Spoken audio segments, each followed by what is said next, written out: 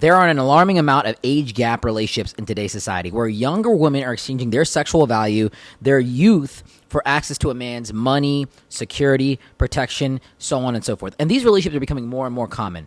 Back in the day, there were certain age gaps in relationships, but now you have 18-year-olds dating 65-year-old guys. And if you don't believe me, go down to Miami, you'll see it for yourself. So the question is this good? Is this beneficial? Is this psychologically damaging to the woman? Is this good for the man? How does this actually play out in the numbers and the data and the statistics?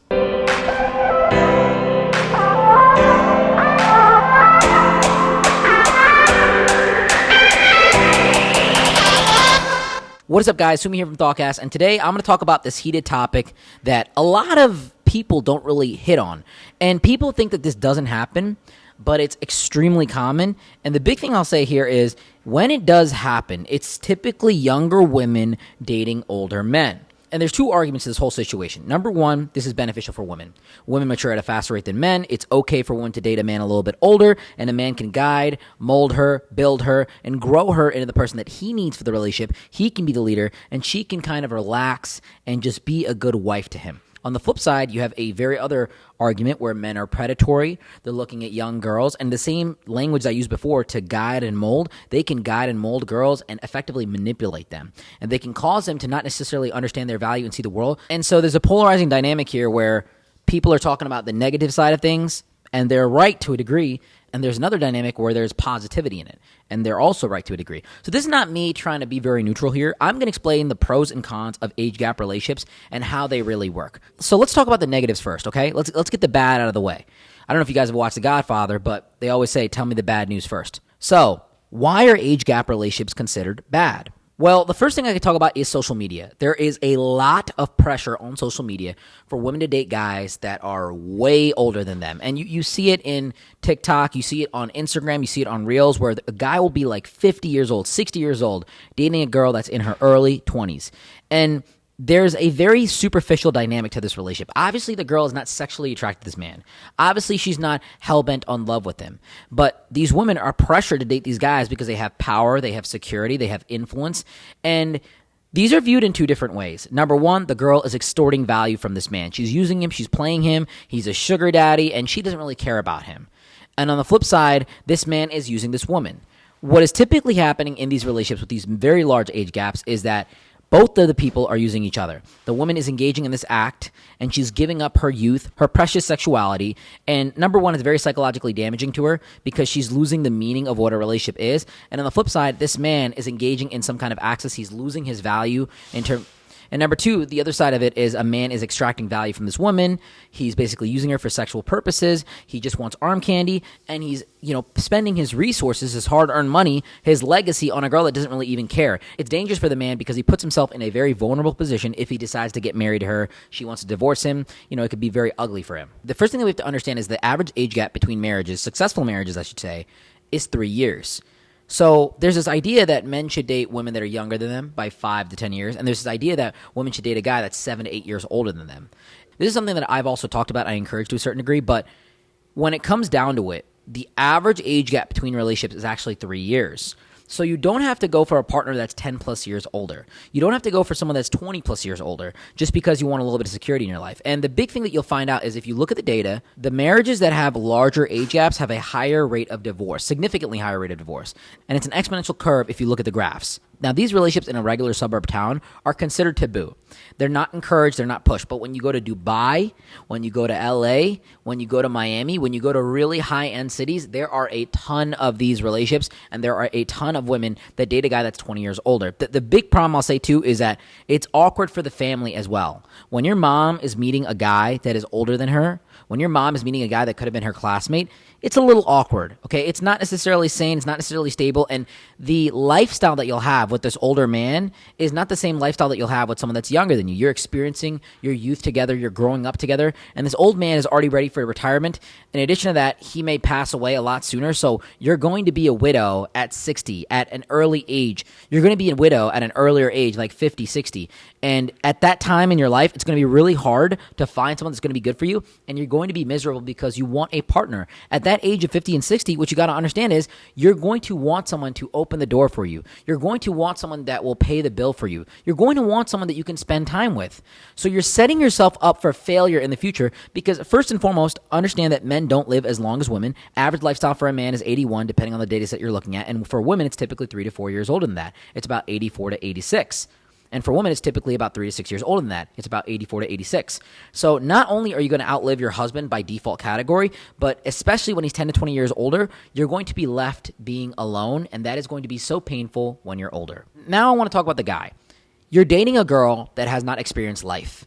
Dating a young woman is a headache if you're a very mature man. And I mean this in the most respectful way. This is not a jab to younger women that are 18, 19 years old, but I know a lot of guys that are 30, 31 years old, and they'll go date a girl that's 10 years younger than them, and they'll come out of it and they'll be like, never again, because you're at different stages in your life. This girl is very immature. She hasn't experienced life like you have. When you're a 29, 30-year-old man, you've been through a lot. You've done a lot of things. You've been fired. You've been hired. You've had some people pass away in your life. When you're an 18, 19-year-old girl, you're fresh out of high school. You don't know anything. And this is what I'm talking about. I'm talking about these extreme examples here because they do exist.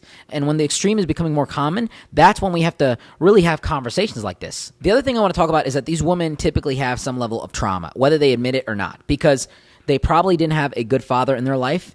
They probably didn't have a lot of positive relationships. They should not be able to sexualize a man over 40. Humans are really prehistorically designed to live around 38, 37 years old, okay? If you look at all the data in prehistoric times, people don't live that long. Nowadays, we have technology, we have surgery, we have tons of drug treatments that allow us to live till 80 years old. We've doubled our lifespan.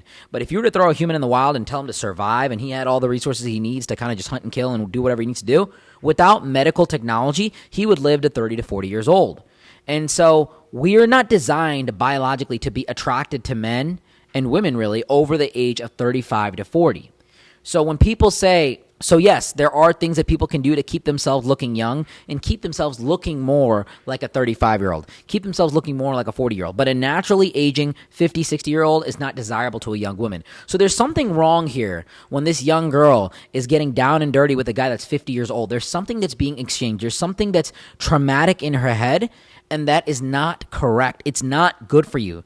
And that is something that you have to recognize as a man that's engaging the situation. If you really want to talk about it at a biological level, the prefrontal cortex is not fully developed until 25. Some studies indicating 28 now. So you've really got to understand this person is not developed. They don't know what they're doing a lot of times. They're engaging in a situation that is unknown to them. They haven't really figured out who they are. And you as a man might be investing into someone that could flip on you later in 2 to 3 years and want something completely different in their life. And I'll tell you something that might sound a little shallow of me to say, but when you're dealing with a very young, attractive woman that's really focused on her looks and you're choosing her for her looks, she has been reinforced psychologically her entire life to lead her life with her looks. So she's going to spend less effort, less time into her hobbies, into her personality, into being submissive, into being caring, into proactively being a wife for you. And so the characteristics that you want in a housewife may not be there in this woman. The sexuality might be there, but the characteristics you're looking for have not been reinforced.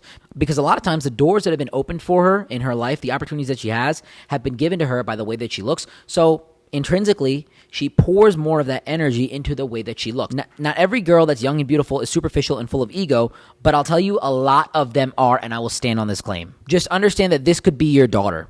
This could be your child. It's very weird to date someone that is it's very strange to date someone that doesn't really understand life. There's definitely relationships that do work out this way, and I'll talk about them, but the loyalty in a lot of these relationships is not real. There's a transactional value that's being exchanged on both ends. And at the end of the day, relationships are transactional.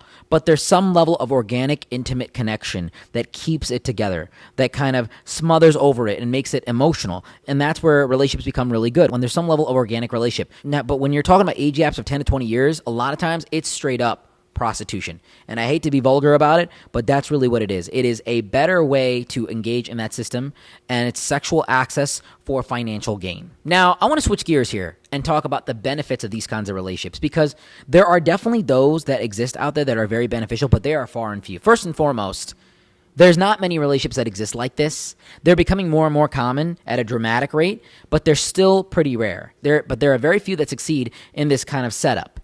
And one of the biggest things that I'll say here that allows these relationships to succeed, and one of the biggest things that I've hinted on about these relationships and how they succeed, is that there's some level of organic relationship. That's the first thing. There has to be some level of organic chemistry, and the girl should be involved in the man's life, more so proactively making his life better, and she should care about the man as a person first rather than some kind of financial object. This is very evident in the way that the relationship is built, right? How did the organic connection, how did the relationship begin in the first place? How did it start? Is this man meeting her on a dating site like Seeking, or is he actually meeting her out and trying to get her attention? Another thing that I can tell you about these relationships is that if the man is very young by nature and the woman is very mature in her mindset, it'll typically work out. And the problem that these relationships has is there's a generational gap. And the older that you are, the more likely these relationships will work out. Like a 39-year-old woman dating a guy that's 59 is way more stable than a 19-year-old dating a guy that's 39. Even though the age gap is the same, the mindset is very different. So typically if the woman's after 25 years old, if she has some level of real maturity to her life, she's going to be okay. Women are very quick to say, oh, I'm very mature. I know what I'm doing.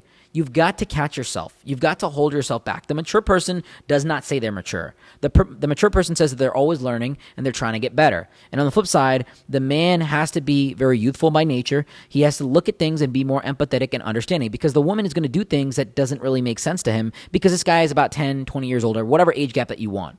And the big thing I'll say here is that the age gap is between 5 to 10 years and the relationship is more so traditional, where both people are taking on certain roles that are more so gender-based, those relationships typically work out very well. And it's because there's structure to it, there's emotion to it in terms of traditionality, and there's some level of value provided at a large form in each scale. The last thing I'll tell you about these relationships working out is if there are kids. Yes, kids seriously help these relationships. So we have a traditional relationship. We have people that have large levels of organic engagement. We have the same kind of generational timeline where they're split apart, but they're at an age where they're older, like 25 plus for the woman. The last thing I'll tell you is kids. They really seal the knot. They really tie it down because now they both have something that they're engaging in. They both have a purpose to engage in the relationship, and it makes a lot of sense for a man. Look, men can have kids at 60 years old and not have problems. So sometimes a guy that's 40 years old will want to date a woman, but he'll date a younger woman because the risk of abnormalities, trisomy 21, genetic defects in dating a woman that's younger and marrying a woman that's younger and having a kid with a woman that's younger is a lot less than a woman that's typically older. Women have a biological clock. Unfortunately, that just is what it is. It's not that women after 30 can't have kids. It's just that there's a higher risk of genetic abnormalities. So if that's the purpose, if that's the goal, if a woman wants to engage in a really good lifestyle for her kid and she's very focused on creating legacy, and she wants a man that can provide that for her, security, comfort, resources, and a man wants a woman that's young that can really provide him with the lower risk of these genetic variabilities, then it really does end up working out a lot of times. And I personally know a lot of couples that engage in this, and they've been together for years. So there are niche situations that work out well, and there definitely are some taboo situations that don't work out at all. But what you will generally see is that the larger the age gap, the less likely the relationship is to succeed. People are not on the same wavelength. They're not on the same page. They're not in the same generation. They don't have the same goals. There's a lot of transactional value to it. And this is why a lot of these relationships fail. So when you see it on social media of a woman that's 18 years old, 19 years old, super young, dating a guy in her older 40s, I don't want you to be fascinated by that because a girl's ending up in a Ferrari or driving a Rolls Royce or her husband can fly her out everywhere. I get it. It's nice, but it's not real. It's superficial, like a lot of things on social media. So I hope this was helpful, guys. If you ever want to connect with me on your relationships, if you have any questions for me in life, in business, you know where to find me. My links are down below. And until next time, and big shout out to K&D for allowing us to shoot this video here in this beautiful penthouse. I'm really grateful for them for allowing us to film here because we're able to bring you this amazing content. If you're ever in the Cleveland area and you're looking for a penthouse, definitely hit up K&D. And until next time, guys, sue me out.